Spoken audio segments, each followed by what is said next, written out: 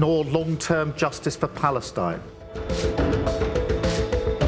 কনজারভেটিভদের হারিয়ে দীর্ঘ ১৪ বছর পর যুক্তরাজ্যের ক্ষমতায় লেবার পার্টি। ১০ নম্বর ডাউনিং স্ট্রিট এখন লেবার দলের নেতা কিয়ার স্টারমের দখলে। তিনিই নতুন প্রধানমন্ত্রী। তাই ব্রিটেনের জাতীয় ও বিদেশ নীতি ঠিক করার দায়িত্ব স্টারমারের। কিন্তু লেবার পার্টি ক্ষমতায় আসার পরই ফিলিস্তিনকে স্বীকৃতি দেওয়ার বিষয়টি উঠে আসছে। কারণ নির্বাচনী প্রচারে স্টারমার বলেছিলেন, ক্ষমতায় এলে ফিলিস্তিনকে রাষ্ট্রীয় স্বীকৃতি দেওয়ার বিষয়টি বিবেচনা করা হবে। লেবার পার্টি তাদের প্রচারণার সময় বড় পরিবর্তনের প্রতিশ্রুতি দিয়েছিল। ব্রিটেনের মানুষ এখন আশা করছে লেবার পার্টি ফিলিস্তিনের প্রতি তাদের দৃষ্টিভঙ্গি পরিবর্তন করবে।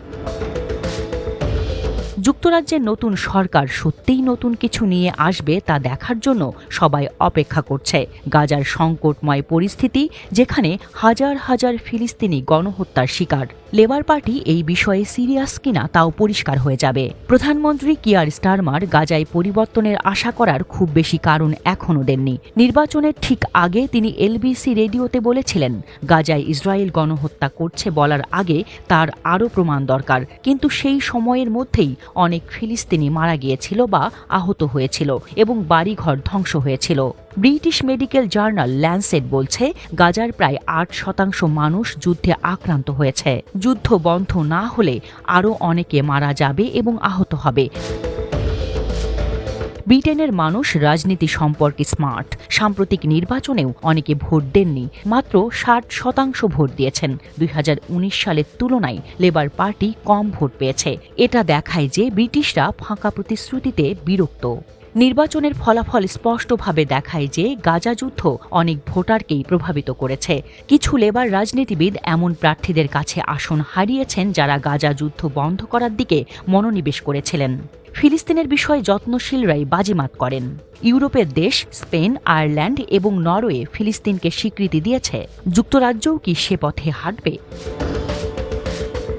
মিডল ইস্ট মনিটরের বিশ্লেষণে বলা হয়েছে, এমনটা শিগগিরই ঘটার সম্ভাবনা বেশ কম। তবে নৈতিকভাবে ফিলিস্তিনিদের সাথে ব্রিটেনের ইতিহাসের পরিপ্রেক্ষিতে লেবার পার্টিরই প্রথম ফিলিস্তিনকে স্বীকৃতি দেওয়া উচিত ছিল। কারণ ১৯৪৪ সালে লেবার এমনকি এমন নীতিগুলিকে সমর্থন করেছিল যার কারণে ফিলিস্তিনিরা তাদের বাড়িঘর ছেড়েছিল। প্রচারাভিযানের সময় স্টারমার ক্রাউন প্রসিকিউশন সার্ভিসের নেতৃত্ব দেওয়ার সময় সম্পর্কে অনেক কথা বলেছিলেন। তিনি মানবাধিকার আইনের জন্য পরিচিত। ব্রিটিশ জনগণ আশা করে যে তিনি ইসরায়েলের কাছে অস্ত্র বিক্রি বন্ধ করবেন, বিশেষ করে যেগুলোকে অনেকে গণহত্যার যুদ্ধ বলে অভিহিত করেন। ইসরায়েলের বন্ধু হওয়ার অর্থ এই নয় যে তারা যা কিছু করে তা সমর্থন করে যাওয়া, তা সঠিকই হোক বা ভুল। একজন সত্যিকারের বন্ধু ইসরায়েলকে খারাপ সিদ্ধান্ত না নেওয়া থেকে বিরত রাখতে পারে। কিন্তু ব্রিটেনের অন্ধ সমর্থন ইসরায়েলের সুনাম ক্ষুণ্ণ করেছে এবং গাজায় আরও সমস্যা সৃষ্টি করেছে।